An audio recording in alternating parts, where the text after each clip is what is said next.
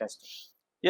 Gandikota Vaishnav case ఒక వారం పాటు సంచలనం సృష్టించింది 2 తెలుగు రాష్ట్రాల్లో. హ్మ్. రోజు టిలీ సీరియల్ లాగా నడిచాయి. హ్మ్. కోయ ప్రవీణ్ ఆయన డీఐజీ కర్నూలు రేంజి, ఆయన ఆధ్వర్యంలో దాదాపు 50 బృందాల్ని ఈ హత్య కోసం ఉపయోగించారు, హంతకుల కోసం. హ్మ్. కానీ పట్టుకోలేకపోయారు ఇప్పటివరకు. ఇప్పుడు ఒక సంచలనమైన వార్త బయటకొచ్చింది. అదేంటంటే ఇంట్లో వాళ్ళకి అమ్మా, నాన్న, తర్వాత అన్నదమ్ములు హ్మ్. వీళ్ళకి పాలిగ్రాఫ్ టెస్ట్ పెట్టబోతున్నారు. హ్మ్. అందుకోసం జమ్మలమడు కోర్టులో పోలీసులు ప్రొద్దుటూరు పోలీస్ స్టేషన్ నుంచి పోలీసులు వచ్చి హ్మ్.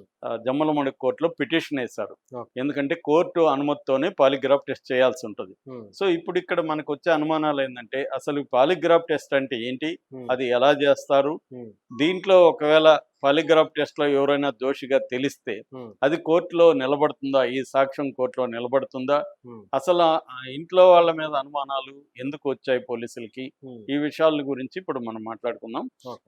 బ్రీఫ్‌గా చెప్పాలంటే జూలై 15న హ్మ్. ఈ బాలిక వైష్ణవ్ అనే మైనర్ బాలిక హ్మ్. సెకండ్ ఇయర్ ఇంటర్మీడియట్ చదువుతుంది ప్రొద్దుటూరులో. హ్మ్. ఈ అమ్మాయికి ఒక లవర్ ఉన్నాడు. వాడి పేరు లోకేష్.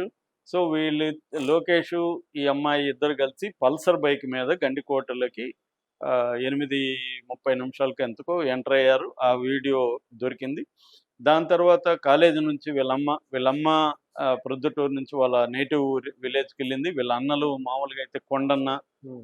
బ్రహ్మయ్య, సురేంద్ర, వీళ్ళు ముగ్గురిలో ఎవరో ఒకరు, జనరల్‌గా కొండయ్య ఎక్కువగా ఈ అమ్మాయిని కాలేజీకి డ్రాప్ చేస్తుంటాడు. నిజానికి వాకబుల్లే వీళ్ళ ఇంటికి, కాలేజీకి. ఓకే. అయినా కూడా ఒక ఎస్కార్ట్ లాగా వెళ్తారు. ఎందుకంటే వీళ్ళిద్దరు లవ్ గురించి ఆల్రెడీ గొడవలున్నాయి ఇంట్లో. హ్మ్. అసలు ఆ లవ్ నుంచి దూరం కావడానికే ఈ అమ్మాయి ప్రొద్దుటూరుకొచ్చి కాపురం పెట్టారు. హ్మ్.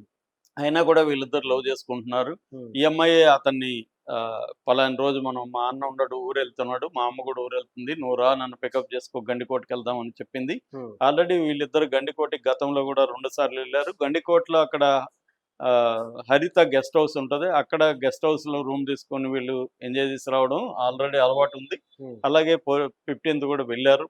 వెళ్ళిన విజువల్స్ ఉన్నాయి. తర్వాత 10:40 ఆ ప్రాంతంలో ఒకడే బైక్ మీద బయటకొచ్చాడు. హ్మ్. 9 నిమిషాల తర్వాత ఆ అమ్మాయి కూడా వీడియో సీసీటీవీ ఫుటేజ్‌లో కనబడింది. ఆ తర్వాత కనబడలేదు. హ్మ్.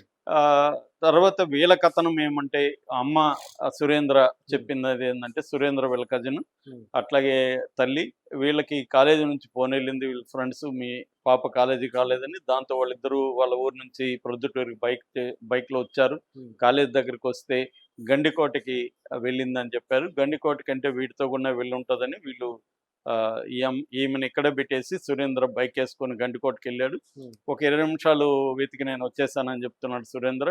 హ్మ్. ఆ తర్వాత ఆహ్, వీళ్ళు పోలీసులు కంప్లెయింట్ ఇచ్చారు. కంప్లెయింట్ ఇచ్చిన పోలీసులు రంగంలోకి దిగితే కొండన్ననే డెడ్ బాడీ కూడా చూపించాడు. హ్మ్. ఒక ముళ్ళ పొదలో అతి దారుణంగా బట్టలు లేని పరిస్థితిలో ఒళ్ళంతా గాయాలతో అమ్మాయి ఉంది. దాని తర్వాత పోస్ట్‌మార్టం చేస్తే కడుపులో విపరీతంగా గుద్దడం వల్ల లివర్ పాడైపోయింది. దాదాపు 8 ఎంఎం ఆహ్, సార్. దీంట్లో దూరంలో అది పాడైపోయింది. కమిలిపోయింది నల్లగా. హ్మ్. దానివల్లే ఇంటర్నల్ ఆర్గాన్స్ దెబ్బతినడం వల్లే చనిపోయిందని రిపోర్ట్ వచ్చింది. హ్మ్. దాంతో సహజంగానే లోకేష్ చేసుంటాడని లోకేష్‌ని పట్టుకున్నారు. హ్మ్. కానీ లోకేష్‌కి ఆ టైంలో లోకేష్ లేడాడ. 12 నుంచి 1:30 మధ్యలో అమ్మాయి చనిపోయింది. హ్మ్. కాబట్టి ఆ టైంలో లోకేష్ లేడు. లోకేష్‌ని టార్చర్ కూడా చేసినట్టున్నారు. లోకేష్ నేను చంపలేదని చెప్పాడు. హ్మ్. లోకేష్‌కి ఎలివి కూడా ఉంది. హ్మ్. సో, మిగతా డౌట్‌లు ఎవరి మీద, ఫ్యామిలీ పరువు హత్య ఏమన్నా కావచ్చా అనేది ఒక యాంగిల్. హ్మ్. అట్లా కాకుండా అక్కడ గాంజా బ్యాచ్ ఏమన్నా చంపారా?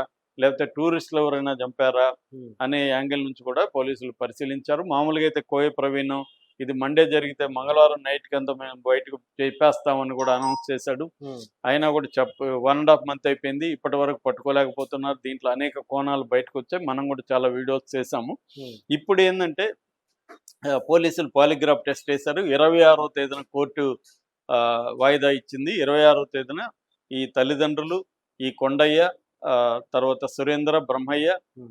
వెళ్ళాలి. అట్లాగే లోకేష్‌కి కూడా చేస్తున్నారు పాలిగ్రాఫ్. అంటే వీళ్ళకే చేస్తే మళ్ళీ లోకేష్‌కి చేయకపోతే ఎట్లా? హ్మ్. లోకేష్ అయితే ఔట్ ఆఫ్ క్వెషన్. లోకేష్ చంపలేదని పోలీసులకి నిర్ధారణ అయినా కూడా హ్మ్. వీళ్ళకి చేసినప్పుడు వాడికి కూడా చేయాలి కాబట్టి చేస్తారు. చేశారు. హ్మ్. పాలిగ్రాఫ్ టెస్ట్ ఏంటంటే పాలిగ్రాఫ్ టెస్ట్ అనేది హ్మ్. 1895లో, హ్మ్. అంటే 19థ్ సెంచరీలో ఇటాలియన్ క్రిమినాలజిస్టు సెసరే లోంబ్రోసో అనేవాడు ఫస్ట్ ఒక ఎక్విప్మెంట్ తయారు చేశాడు. అక్కడ నుంచి అది డెవలప్ అవుతా వచ్చి 1950s దాన్ని ఫుల్ ప్లెడ్జెడ్గా పాలిగ్రాఫ్ టెస్ట్ అనేది ఎవాల్వ్ అయింది. పాలిగ్రాఫ్ టెస్ట్ అంటే ఏమి లేదు, మనిషి అబద్ధం చెప్పినప్పుడు ఎమోషనల్ స్ట్రెస్కి గురవుతారు.